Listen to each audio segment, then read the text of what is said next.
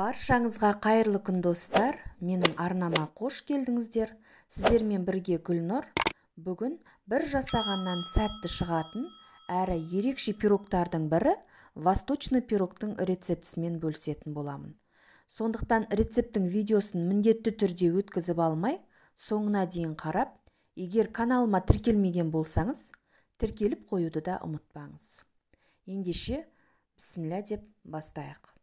Бізге ең алдымен осындай таза құрғақ ыдыс қажет болады.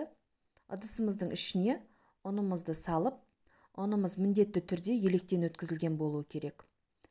Және де үстіне бір шай қасық разрыхлителімізді саламыз. Және де қалауларыңызша ванилин қоссаңыздар болады. Мен дәл осы пирогқа ванилин түрін қолдандым. Одан кейін қасығымыздың көмегімен осылай біркелкі болғанша араластырып аламыз. Дәл осы ұнымыздың үстіне бөлме температурасында тұрған жылы сары майымызды да салып, қолымыздың көмегімен біркелкі болғанша майда крошка дайындап алатын боламыз. Біздің крошкілеріміз дәл видеодағыдай үгілмелі, өте керемет болып шығу керек. Міне, біздің крошкілеріміз дайын. Ендігі кезекте бізге жұмыртқа қажет болады, және де 2 құрғақ бос ыдыс қажет болады. Дәл осы 2 ыдысымызға жұмыртқамыздың сары бөлігін және ақ бөлігін бір-бірінен ажыратып алатын боламыз. Ақ бөлігін салатын ыдысымыз ешқандай да дымқыл, сулы болмау керек, құрғақ болу керек. Сонда біздің ақуыздан жасалған меренгамыз өте керемет болып шығады. Дәл осылай жұмыртқамызды 2 бөлікке бөліп аламыз. 2-ге бөліп алғаннан кейін ақуызымызды уақытша холодильникке қоя тұрамыз. Ал сарыуызы дәл қазір бізге қамырымызға қажет болады.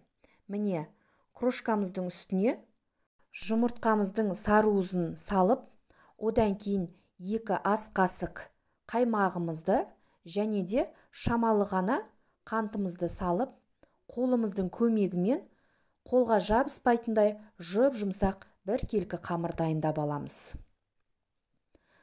Дайындап алған қамырымызды салафан пакетке салып 15-20 минутқа тұндыруға жібереміз. Ендігі кезекте ақуызымызды алып, осылай құрғақ ыдысымызға құйып, үстіне керегімізше қантымызды сала отырып, бірден салмаймыз. Осылай ақырын-ақырын сала отырып, миксеріміздің көмегімен әппақ ақ көбік болғанша осылай ақырындап қантымызды сала отырып, меренгамызды дайындап алатын боламыз. Міндетті түрде қантымызды 3 немесе 4 бөлікке бөле отырып, ақырындап салып алатын боламыз. Міне, біздің әппақ меренгамыз дайын. Осылай төңкергенде біздің меренгамыз ақып кетпейді. Ендігі кезекте бізге форма қажет болады.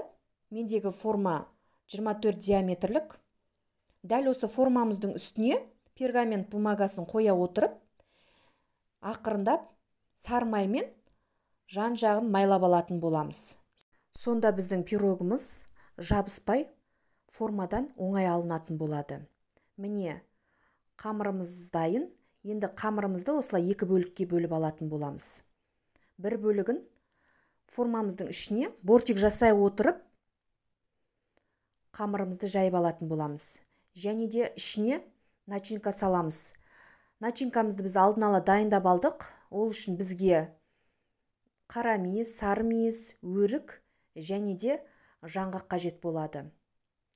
Осылай формамыздың ішіндегі қамырға дәнектерімізді салып шығамызда, дәл осының үстіне алдын ала дайындап алған меренгамызды құйып шығатын боламыз.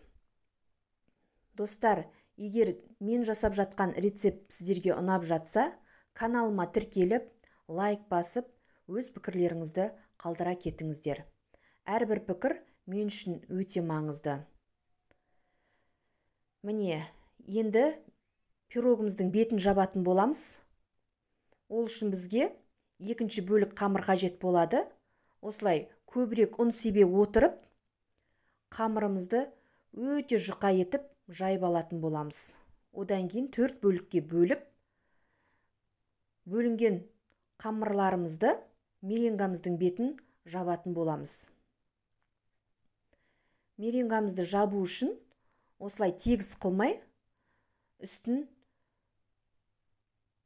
ирек-ирек етіп жауып шығатын боламыз. Сонда біздің пирогымыз көтерілгенде өте ерекше болып көтерілетін болады.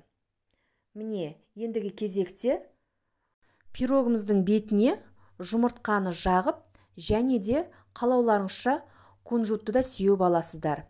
Және алдын ала қызып тұрған пеште 180 градуста 25-30 минут көлемінде пісіріп алатын боласыздар. Міне, біздің өте керемет болып шыққан пирогымыз дайын. Пирогымызды міндетті түрде толықтай суытып алып, одан кейін кескен жөн. Назарларыңызға рахмет. Сіздермен болған Гүлнұр, ал бізге ас болсын.